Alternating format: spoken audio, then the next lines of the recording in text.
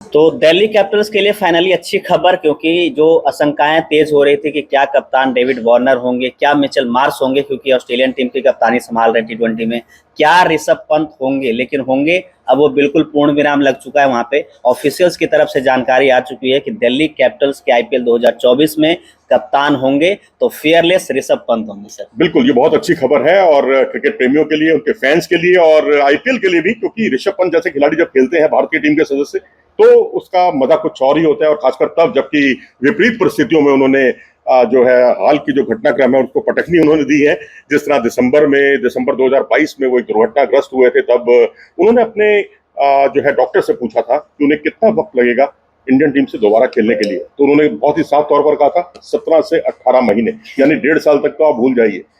उन्होंने ऋषभ पंत ने कहा कि मैंने उसी दिन से तय कर लिया था कि मैं इसमें कटौती करूंगा समय में, और जितना जल्दी मैं रिकवर कर जाऊं उतना अच्छा रहेगा। वैसे तो 11-12 महीने में उन्होंने काफी कुछ रिकवर कर लिया था, वो तो तैयार थे, लेकिन डॉक्टर्स ने अनुमति नहीं दी थी। लेकिन अब डॉक्टर्स ने अनुमति दे दी है और ये खिलाड़ी अब कोई इम्पैक्ट खिलाड़ी नहीं, या कोई बतौर खाली खिलाड़ी के तौर पर नहीं, बल्कि कप्तान की एक जिम्मेदारी संभालने जा रहा है। तो अब ये मानकर चलिए कि ये इम्पैक्ट खिलाड़ी तो नहीं होगा। विकेट कीपिंग करेंगे या नहीं करेंगे, इस पर अभी तक पत्ते नहीं खोले हैं रिकी पॉन्टिंग ने, जो कि टीम के कोच हैं, न प्रवीण आमरे ने और ना ही सौरभ गांगुली ने, जो टीम के डायरेक्टर हैं। और वो भी है कि मतलब देखें तो पिछले साल जो नहीं थे ऋषभ पंत, तो प्रदर्शन कुछ अच्छा नहीं रहा था, बहुत बेकार रहा सर।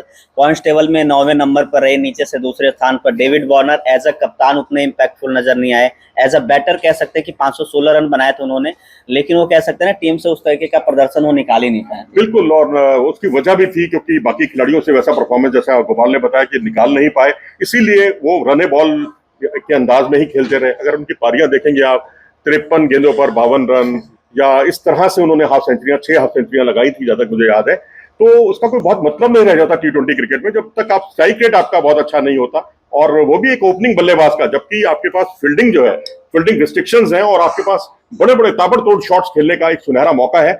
उसमें अगर आप उस अंजाम पे जो है खड़े नहीं उतरते हैं, तो आपके लिए कई तरह की परेशानियां खड़ी हो जाती हैं। वही कुछ वार्नर के साथ भी हुआ। और ये भी है ना सर कि एज अ विकेट कीपर, क्योंकि एज अ कप्तान तो कंफर्म हो चुका है, एज अ बैटर भी उतरने वाले हैं, इम्पैक्ट प्लेयर नहीं उतरेंगे क्योंकि कप्तान होंगे तो वहाँ पे मुश्किल रहेगा। लेकिन एज अ विकेट कीपर अगर देखें तो बहुत सारे चॉइसेस हैं वैसे टीम में से। होप है, ट्रिस्टन स्टब्स हैं, कुमाल खुसग्रा है, वहाँ पे रिकी भुई है, अभिषेक पोरेल है।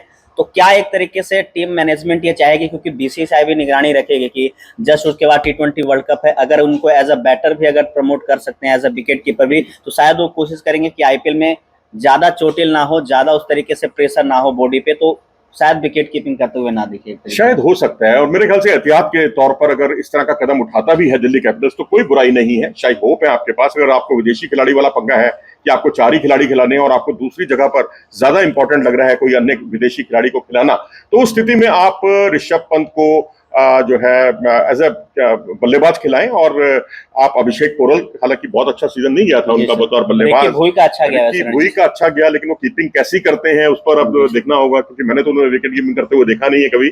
लेकिन हाँ, डोमेस्टिक क्रिकेट में थोड़ी बहुत कर लेते हैं, काम चलाऊ टाइप के वो एक विकेट कीपर है, लेकिन बल्लेबाज वाकई बहुत आला। और ये भी है ना, ट्रिस्टन स्टब्स भी हैं साउथ अफ्रीका टी20 लीग्स में भी देखें तो सनराइजर्स ईस्टर्न कैप की तरफ से एक विकेट कीपिंग की फाइनल में अच्छी पारी खेला उन्होंने, एक चैंपियन बनाया अपनी टीम को, तो उनकी दावेदारी थोड़ी हो सकती है विदेशी बल्लेबाजों में।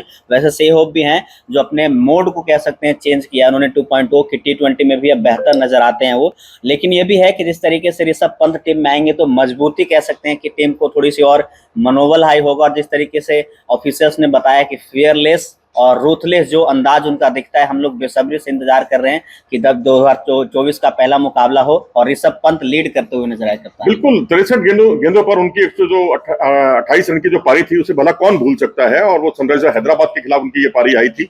उसके अलावा उन्होंने कभी 43 गेंद पर 97 रन, कभी 48 गेंद पर 85 रन, ऐसी ताबड़तोड़ पारियां खेली हैं।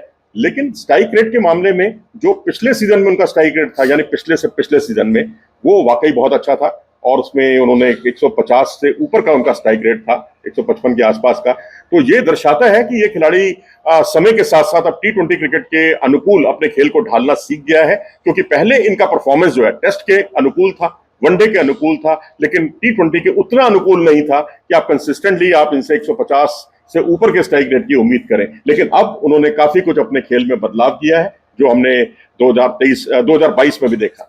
और ये भी है कि पिछले साल जो बहुत सारे प्लेयर्स थे इस बार आपको नहीं दिखने वाले हैं। मनीष पांडे इस बार नहीं दिखेंगे, रायले रूसो नहीं दिखेंगे और फिल सॉल्ट नहीं दिखेंगे, जिन्होंने अच्छी पारियां खेली थी एक दो पिछले सीजन। तो कह सकते हैं कि थोड़े खिलाड़ियों की कमी खल सकती है, लेकिन हैरी ब्रूक की कमी खल सकती है, जिनको 4 करोड़ में खरीदा, तो वो शायद पूरे सीजन के लिए एक तरीके से उपलब्ध नहीं रहेंगे। तो बहुत थोड़ी सी कह सकते हैं कि हाँ, टीम को मैनेज करके ऋषभ पंत को चलना पड़ेगा सर। बहुत ज्यादा मैं तो कहूंगा टीम उन पर निर्भर है। आप देखें मिचेल मार्श हैं आपके पास, या प्रेस्टन स्टब्स हैं, ललित यादव को अच्छी पारियां खेलनी पड़ेंगी, अक्षर पटेल को अच्छी पारियां एक बतौर बल्लेबाज खेलनी पड़ेंगी, तभी जाकर आप ऋषभ पंत और इन सबका एक सामूहिक रूप मध्य क्रम को आप मजबूत स्थिति में देख सकते हैं। नहीं तो मध्य क्रम की मजबूती थोड़ी परेशानी बन सकती है इस टीम के लिए। तो विदा लेते हैं सर। विदा लेते हैं जी, बिल्कुल। तो फिलहाल इस वीडियो में इतना ही। अगर आपको पसंद आया है तो वीडियो को लाइक और चैनल को सब्सक्राइब जरूर कर लीजिएगा। धन्यवाद। नमस्कार।